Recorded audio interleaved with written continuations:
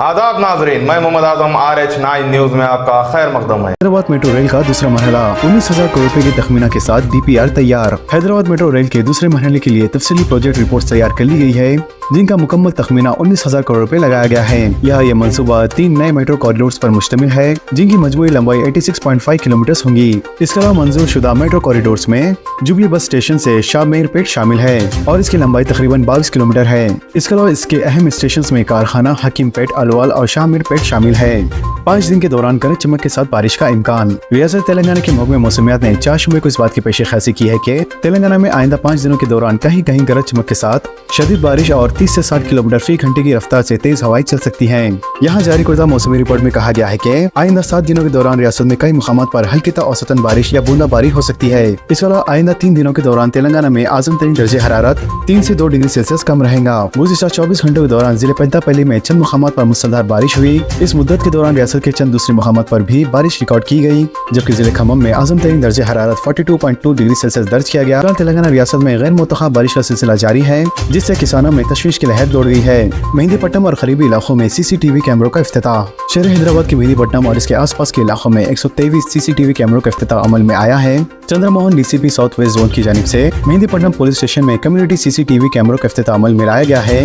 लिहाजा ये कैमरे मेहंदीपट्टनम, आसिफ नगर, हबीब नगर, कुलशुमपुरा, गुड्डी मलकापुर, लंगर हाउस, टोली चौकी पुलिस स्टेशन के हुदूद में ख्वातीन की हिफाजत, जुराइम की रोकथाम और तहकीकात के लिए नस्ब किए गए हैं। किरदार पर शक, शोहर के हाथों बीवी का कत्ल। बीवी के किरदार पर शक करने वाले शोहर ने इसका कत्ल कर दिया। लिहाजा ये वाक़या बालापुर पुलिस स्टेशन के हुदूद में पेश आया, जहाँ 30 साल नाज़ा बेगम का इसके शोहर जाकिर ने कत्ल कर दिया। Zakir Balapur green hills colony में अपनी बीवी और 3 बच्चों के साथ रहता था। यह खानदान पहले किले गोलकुंडे में रहता था, जो हालिया दिनों ग्रीन हिल्स कॉलोनी में मुंतकिल हुए थे, जबकि नाजिया पेशे से इवेंट कंपनी में काम करती थी। इस वजह से खातून की मसरूफियत के सबब फोन कॉल आया करते थे। लिहाजा इस बात से शोहर को अपनी बीवी के किरदार पर शक पैदा हो गया और वो झगड़ा करने लगा। कल रात झगड़े के बाद इसने अपनी बीवी पर लाठी से हमला कर दिया और गला घोटकर नाजिया का कत्ल कर दिया और नाजिया की वालदा को इतला देकर फरार हो गया।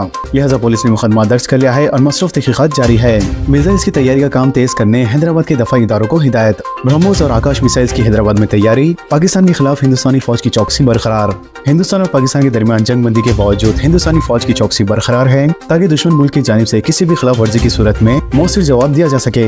ऑपरेशन सिंदूर के तहत हिंदुस्तानी फौज ने दहशतगर्दों के ठिकानों को निशाना बनाया और दफाई सलाहियत और ताकत का भरपूर मुजाहरा किया। लिहाजा हिंदुस्तान की कार्रवाई से खौफजदा पाकिस्तान ने जंगबंदी की पहल की और अमेरिका की मुदाखलत पर हिंदुस्तान ने जंगबंदी से इत्तफाक किया। फिलहाल दोनों ममालिक के दरमियान जंगबंदी जारी है, लेकिन हिंदुस्तानी फौजी साजो सामान की तैयारी का सिलसिला जारी रखा है। शहर हैदराबाद में मौजूद दफाई तहकीक के इदारों को हिदायत दी गई है कि मिसाइल्स की तैयारी के कामों में तेजी पैदा करें और इन मिसाइल्स को फौज के हवाले किए जाएं। इसके अलावा आकाश और ब्रह्मोस मिसाइल शहर हैदराबाद में तैयार किए गए और पाकिस्तान के खिलाफ कार्रवाई में दोनों मिसाइल्स ने अहम रोल अदा किया और दहशतगर्द के ठिकानों को तबाह करने में मददगार साबित हुए थे। बताया जाता है कि वजीर दफा ने हैदराबाद में वाक़ई दफाई तहकीक के इदारों को हिदायत दी है कि मिसाइल्स की तैयारी के काम में तेजी पैदा करे और तैयारी के साथ ही मिसाइल्स फौज के हवाले किए जाएं। बीजेपी वजीर के खिलाफ फौरी FIR दर्ज की जाए। कर्नल सोफिया कुरैशी के खिलाफ तबसरा पर मध्य प्रदेश हाईकोर्ट का हुक्म। रियासती वजीर ने फौजी अहदेदार के खिलाफ कटर की जबान इस्तेमाल की है, जज का बयान। मध्य प्रदेश हाईकोर्ट ने हिंदुस्तानी फौजी अहदेदार कर्नल सोफिया कुरैशी को निशाना बनाकर किए गए तबसरा बयान पर आज बीजेपी के वजीर विजय शाह के खिलाफ FIR दर्ज कर ली गई है। वाज़ेह है कि सोफिया कुरैशी हिंदुस्तानी फौज की अहदेदार हैं। इन्होंने पाकिस्तान के खिलाफ ऑपरेशन सिंदूर के बारे में मीडिया को तफसीलात से वाकिफ करवाया था। लिहाजा बीजेपी लीडर विजय शाह के खिलाफ मुख्तलिफ दफात के तहत एक FIR दर्ज कराई गई है। इसके अलावा अदालत ने कहा है कि विजय शाह ने कर्नल कुरैशी के खिलाफ गटर की जबान इस्तेमाल की है। लिहाजा इनका तबसरा तौहीद आमेज और खतरनाक है, न सिर्फ मज़कूरा अहदेदार के लिए बल्कि पूरी फौज के लिए भी। कांग्रेस हुकूमत अक़लियत की फलाह बहबूद के लिए संजीदा। सदर नशीन अक़लियती मालियाती कॉर्पोरेशन उबैदुल्लाह कोतवाल की निज़ामाबाद में प्रेस कॉन्फ्रेंस। सदर नशीन तेलंगाना अक़लियती मालियाती कॉर्पोरेशन उबैदुल्लाह कोतवाल ने कहा है कि BRS की 10 साल हुक्मरानी में अक़लियती मालियाती कॉर्पोरेशन को गैर कारगर बनाकर रख दिया गया था। ख्वातीन में सिलाई मशीनों की तकसीम भी अमल में नहीं लाई गई। इसके अलावा सिलाई मशीनें एक मरतबा BRS कारकुनों की जानिब से की गई निशानदेही पर तकसीम की गई। इसके अलावा उबैदुल्लाह कोतवाल ने कहा है कि कांग्रेस पार्टी के इख्तियार में आने के बाद चीफ मिनिस्टर रेवंत रेड्डी ने महकमे अक़लियती बहबूद की कारकर्दगी को फाल बनाने के लिए बड़े पैमाने पर इक़दाम करते हुए पहली मरतबा बजट में अक़लियती बहबूद के लिए 300 करोड़ रुपए मुख्तस किए थे, लेकिन इस साल बजट में 500 करोड़ रुपए मुख्तस करते हुए अक़लियती बहबूद को मुस्तकम करने के लिए इक़दाम करना शुरू किया है। इन्होंने कहा कि चीफ मिनिस्टर रेवंत रेड्डी ने अक़लियती बेरोजगार नौजवानों को रोजगार फराहम करने की गर्ज से 80,000 करोड़ रुपए मुख्तस किए हैं। इसके अलावा राजीव युवा विकास स्कीम के तहत 45,000 बेरोजगार नौजवानों को सब्सिडी के तहत खर्चाजात फराहम किए जाएंगे, जिसके लिए रियासती गैर सतह पर ऑनलाइन के जरिए दरखास्तें हासिल की गई है और इन दरखास्तों का वेरिफिकेशन जारी है और ये तमाम मामले को शफाफ तौर पर अंजाम देने के लिए इक़दाम किए जा रहे हैं। लिहाजा इसमें किसी भी किस्म की शिकायत की गुंजाइश नहीं रहेंगी।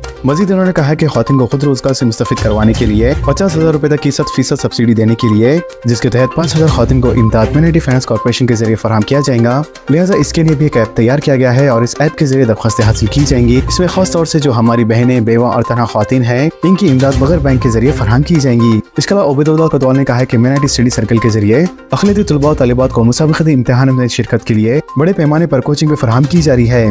घरों में पार्क कुर्दा गाड़ियों को चेक करने और बच्चों को गाड़ियों से दूर रखने साइबराबाद पुलिस का मशवरा। साइबराबाद पुलिस ने शहरियों पर जोर दिया है कि वो अपने बच्चों का खास ख्याल रखें और घरों में पार्क की गई गाड़ियों में जाने से रोकें। लिहाजा हाल ही में कार में फंसकर दम घुटने के कई वाक़त पेश आ चुके हैं। पुलिस ने गाड़ियों के मालिक को मशवरा दिया है कि वो गाड़ियों के एतराफ बच्चों को अकेला ना छोड़ें और कार की चाबियां महफूज मुकाम पर रखें और बच्चों से दूर रखें। इसके अलावा 18 साल से कम उम्र के बच्चों को गाड़ी ना दें और जब बच्चे बालिग हो जाएं तो फौरी तौर पर इनका ड्राइविंग लाइसेंस भी बनवा दें ताकि वो भी अपनी जिम्मेदारी को समझ सकें और कानून की खिलाफ वर्जी ना कर सकें। कम उम्र में लड़के गाड़ी चलाते वक्त किसी हादसा का शिकार होते हैं तो इसकी जिम्मेदारी वालिदैन पर होंगी। तो दोस्तों, इन खबरों से मुतालिक आप सबकी क्या राय है नीचे कमेंट बॉक्स में जरूर जाहिर करें और इसी तरह की लेटेस्ट एंड फास्ट अपडेट्स के लिए हमारे चैनल के साथ जुड़े रहें।